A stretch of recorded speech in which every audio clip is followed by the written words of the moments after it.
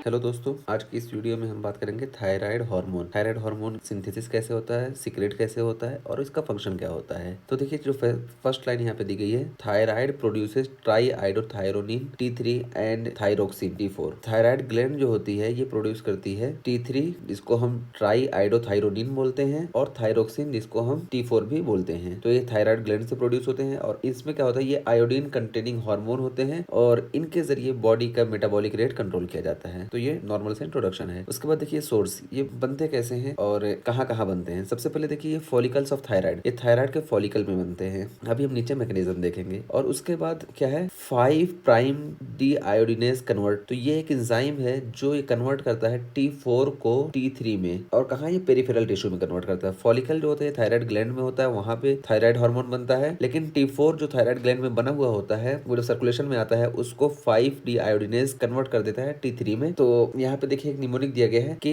5 convert करता है 4 को 3 में, तो ये निमोनिक है। फिर पेरिफेरल कन्वर्जन जो होता है डी आयोडीनेज के जरिए, इसको इनहिबिट कर देता है ग्लूकोकार्टिकॉइड्स, बीटा ब्लॉकर्स और PTU, प्रोपाइल थायरो यूरासिल। तो इसके जरिए इसका कन्वर्जन रुक जाता है। और इसमें फिर एक चीज और बताई गई, reverse T3 is a metabolically inactive by product of peripheral conversion of T4। यानी T4 जब पेरिफेरी में T3 में कन्वर्ट होता है तो उसमें रिवर्स T3 भी बनता है, जो कि मेटाबॉलिकली इनएक्टिव होता है। रिवर्स T3 क्या होता है, तो यहाँ पे देखिए, तो ये देखिए रिवर्स T3 कैसे बनता है और क्या होता है। तो देखिए, ये कपलिंग रिएक्शन हुई और कपलिंग रिएक्शन में देखिए, जो फर्स्ट वाला टायरोसिन है वो मोनो आइडोटायरोसिन है और सेकंड वाला जो है ये डाई आइडोटायरोसिन है। तो ये नॉर्मल है, इसको हम T3 बोलते हैं। लेकिन कभी कभी कपलिंग में क्या होता है कि फर्स्ट वाला डाई आइडोटायरोसिन हो जाता है और सेकंड वाला मोनो आइडोटायरोसिन हो जाता है। तो इसी को हम बोल देते हैं रिवर्स T3 और ये मेटाबॉलिकली इनएक्टिव होता है, जो कि पेरिफेरी में T4 से बनता है। और क्या है, and its production is increased by growth hormone and glucocorticoids. तो ये जो रिवर्स T3 है ये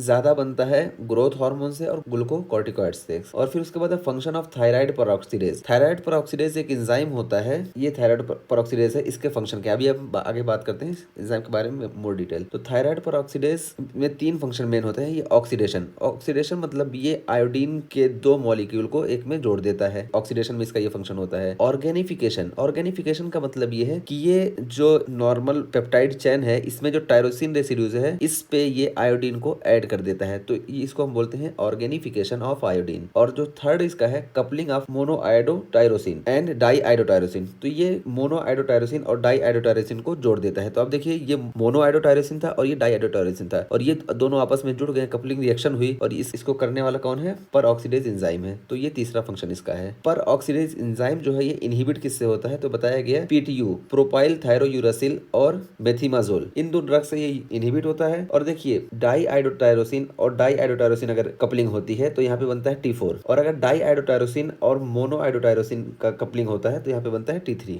और उसके बाद है एक इफेक्ट बताया गया है, एक टर्मिनोलॉजी है या एक मेडिकल टर्म है, वोल्फ चाइकॉफ इफेक्ट। वोल्फ चाइकॉफ इफेक्ट क्या होता है, ये एक हिसाब से प्रोटेक्टिव मैकेनिज्म होता है। जब हमारी डाइट में बहुत ज्यादा आयोडीन आ जाता है तो ये इफेक्ट एक्टिवेट होता है। और इस इफेक्ट में क्या होता है, आप देखिए, protective auto regulation. Protective auto regulation होता है sudden exposure to excess iodine temporary turn off thyroid peroxidase. तो इसमें हमारे जो थायराइड ग्लैंड होती है, थायराइड ग्लैंड में एक रिसेप्टर होता है जो आयोडीन को पता लगाता है। अगर आयोडीन की कंसंट्रेशन अचानक बहुत ज्यादा बढ़ गई तो ये थायराइड पेरोक्सीडेज एंजाइम जो है उसको ऑफ कर देगा, ताकि बहुत ज्यादा T3 और T4 का प्रोडक्शन ना हो। तो ये एक हिसाब से ऑटो रेगुलेटरी इफेक्ट है हमारी बॉडी का। और उसके बाद हम फंक्शन की बात करते हैं, फंक्शन में क्या क्या है। तो देखिए, फंक्शन में सबसे पहले यहाँ पे मेंशन किया गया है, only free hormone is active. यहाँ पे ये बताया गया कि जब हार्मोन सिक्रेट होता है थायराइड ग्लैंड से तो ये बाइंड हो जाता है थायराइड बाइंडिंग ग्लोबुलिन से। तो थायराइड बाइंडिंग ग्लोबुलिन से जब ये बाइंड होगा तो आप देखिए ये इनएक्टिव रहता है और इसमें मोस्टली T4 बाइंड होता है, T3 भी बाइंड होता है लेकिन मोस्टली T4 बाइंड होता है। इसी वजह से T4 की हाफ लाइफ जो होती है वो ज्यादा होती है और T3 की कम, और T3 एक्टिव होता है। तो फिर देखिए, T3 बाइंड्स न्यूक्लियर रिसेप्टर। तो T3 ही ज्यादा एक्टिव होता है और न्यूक्लियर रिसेप्टर से वही बाइंड करता है with greater affinity then T4 के मुकाबले T3 में न्यूक्लियर रिसेप्टर से बाइंड करने की एफिनिटी ज्यादा होती है, जिसकी वजह से T4 कम एक्टिव होता है और T3 ज्यादा एक्टिव होता है। और T3 के फंक्शंस क्या है, यहाँ पे दिए गए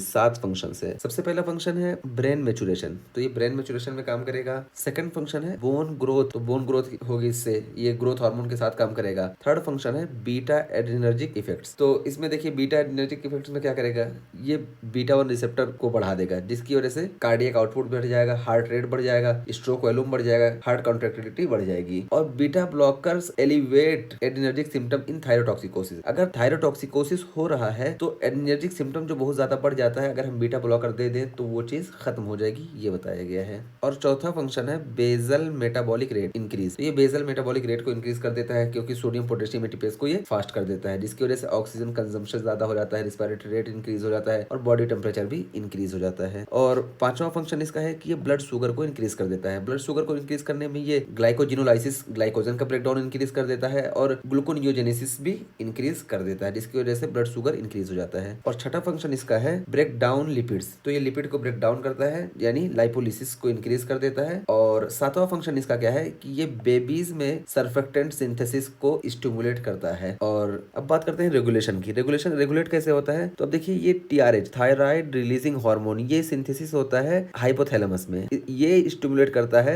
एंटीरियर पिट्यूटरी को। तो एंटीरियर पिट्यूटरी से थायराइड स्टिमुलेटिंग हार्मोन रिलीज होना शुरू हो जाता है और रिलीज ज्यादा होता है। जो थायराइड स्टिमुलेटिंग हार्मोन ये फॉलिक्यूलर सेल पे जाता है, एक्ट करता है और फॉलिक्यूलर सेल के फंक्शंस को ये इंक्रीज कर देता है, सारे फंक्शन को ये बढ़ा देता है। और उसके बाद फिर ये देखिए थायराइड स्टिमुलेटिंग इम्यूनोग्लोबुलिन्स में इंक्रीज फॉलिक्यूलर सेल्स इन ग्रेव्स डिजीज। यानी ये थायराइड स्टिमुलेटिंग इम्यूनोग्लोबुलिन्स जो है ये फॉलिक्यूलर सेल के फंक्शन को इंक्रीज कर देती हैं ग्रेव्स डिजीज में। तो ग्रेव्स डिजीज में क्या होती है कि थायराइड जो रिसेप्टर होता है उस पे टीएसआई आके बाइंड कर जाती है और इसको ओवर स्टिमुलेट करती हैं, जिसकी वजह से बहुत ज्यादा T3 और T4 का सिंथेसिस होता है। और उसके बाद है negative feedback primarily by free T4 and T3। T3 और T4 के जरिए नेगेटिव फीडबैक क्या होता है, तो T3 और T4 जब ब्लड में होते हैं तो ये जाते हैं एंटीरियर पिट्यूटरी में और एंटीरियर पिट्यूटरी अब अपने आप को लेस सेंसिटिव कर लेती है थायराइड रिलीजिंग हार्मोन्स से, जो कि हाइपोथैलेमस से सीक्रेट हो रहा है। और फिर हाइपोथैलेमस में भी ये T3 और T4 एक्ट करते हैं और वहां से हाइपोथैलेमस को ये बताते हैं कि बॉडी में इनफ अमाउंट में T3 और T4 है, इसलिए थायराइड रिलीजिंग हार्मोन का सिक्रेशन कम कर दो, तो इसलिए थायराइड रिलीजिंग हार्मोन का सिक्रेशन कम हो जाता है। और थायरोक्सिन बाइंडिंग ग्लोबुलिन, जिसकी बात हमने ऊपर की, थायरोक्सिन बाइंडिंग ग्लोबुलिन ये है। थायरोक्सिन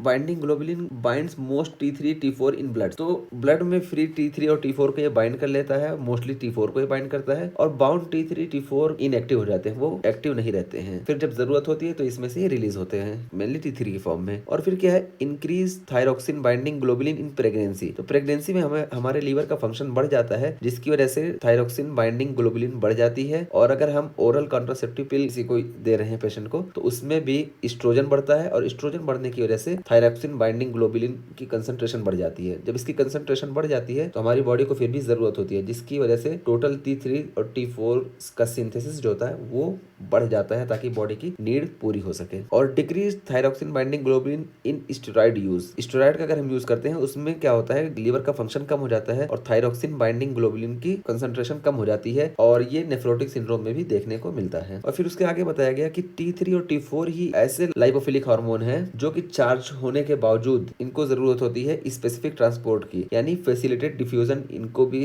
करना पड़ता है। हालांकि ये लाइपोफिलिक हार्मोन है फिर भी इन्हें करना पड़ता है, हालांकि दूसरे लाइपोफिलिक हार्मोन को फैसिलिटेट डिफ्यूजन की जरूरत नहीं होती है। फिर आइए देख लेते हैं यहाँ पे ऊपर जो चीज डिस्कस हुई है वही कैसे यहाँ पे होता है। तो देखिए ये ब्लड है और इस ब्लड में TSH आता है थायराइड ग्लैंड से और यहाँ पे देखिए आयोडीन ये हमारे डाइट से आया। ये आयोडीन इनटेक हुआ और इनटेक होने के बाद ये देखिए ये जो है फॉलिकुलर एपिथेलियल सेल है।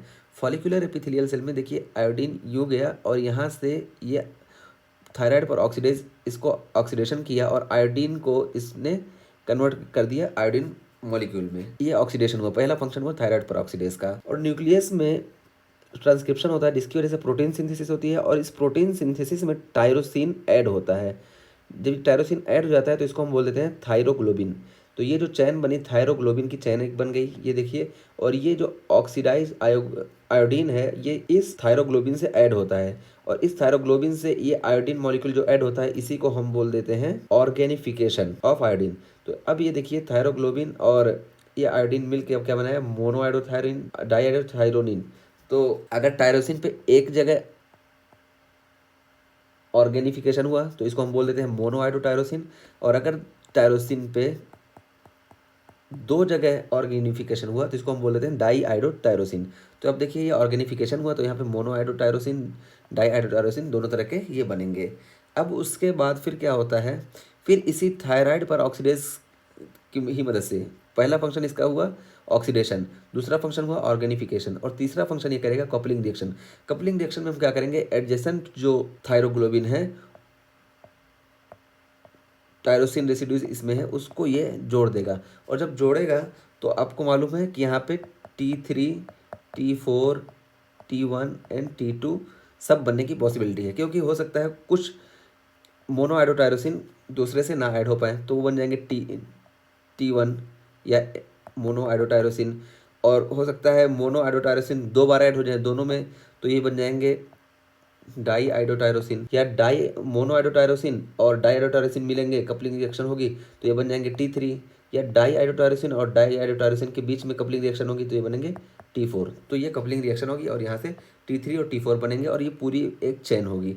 इसमें हम देखिए कुछ जगहों पे मोनोआइडोटायरोसिन होगा, कुछ जगहों पे डाई आइडोटायरोसिन होगा और कुछ जगहों पे ट्राई आइडोटायरोसिन या T3 होगा और कुछ जगह पे T4 होगा।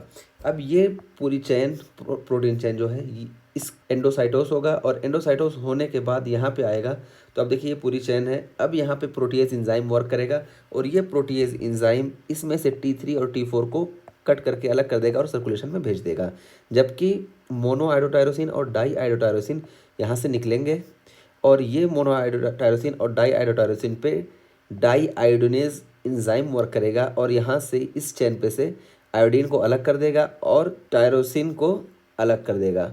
फिर ये आगे जाके थायोग्लोबिन बनाएंगे और ये पूरी साइकिल इस तरह से चलेगी और ये T3 और T4 सर्कुलेशन में आएंगे और सर्कुलेशन में आने के बाद आप देखिए ये T3 डायरेक्ट अपना फंक्शन करेगा और T4 जो है ये कन्वर्ट होगा 5 प्राइम डी आयोडीनेज के ज़रिए T3 में और फिर अपना फंक्शन करेगा।